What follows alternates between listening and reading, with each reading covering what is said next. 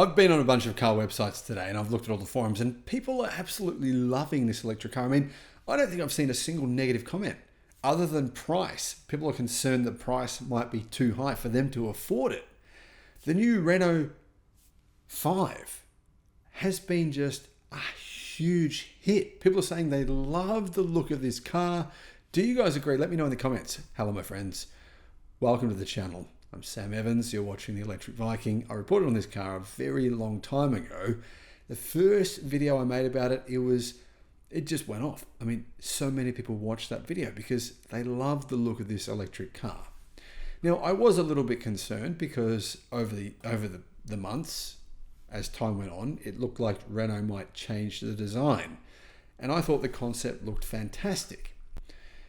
But it turns out Renault have basically made the concept. I mean, it looks very similar, looks really good. I think the designers have done a fantastic job, so huge kudos here. The Renault 5 E-Tech has been revealed, and it's not a concept, this is the real thing.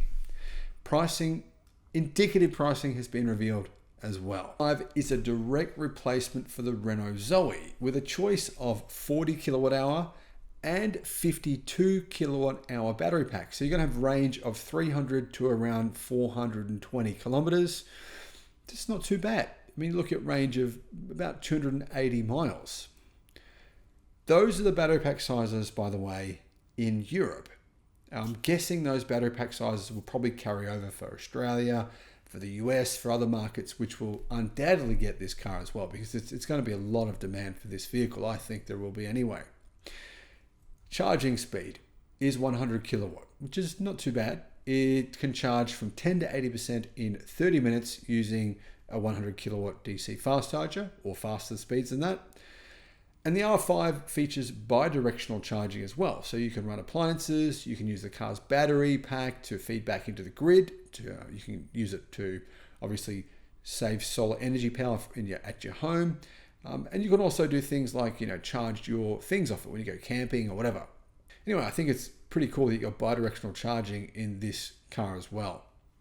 So not only does it look good, but it appears it actually is good.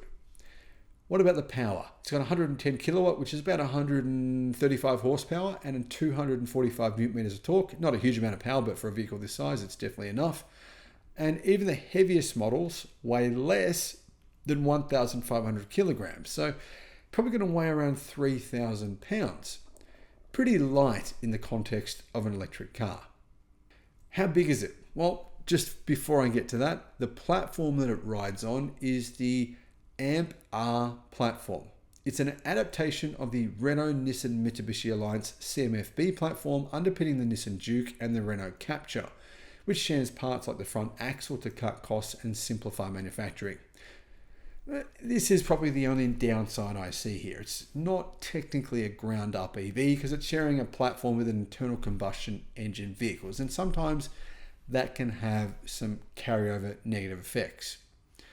However, Renault says the majority of the parts that make up the new R5 come from within 300 kilometers of the factory where it's being assembled, which reduces the emissions and costs to actually assemble it. Boot space is not bad. It's actually a bigger boot than the Toyota Corolla. It's got 326 litres of boot space, and it's actually a pretty small car. So it's a big boot considering the size of the car. It's only 3.92 meters long. It's quite short, meaning it's actually significantly shorter than, say, something like a BYD Dolphin or the MG4. Now, looking at the inside of the car, I've got to say they've done a great job with the retro look of it. It really does look nice. Whoever designed it like this, I really think they've done a fantastic design in terms of the interior.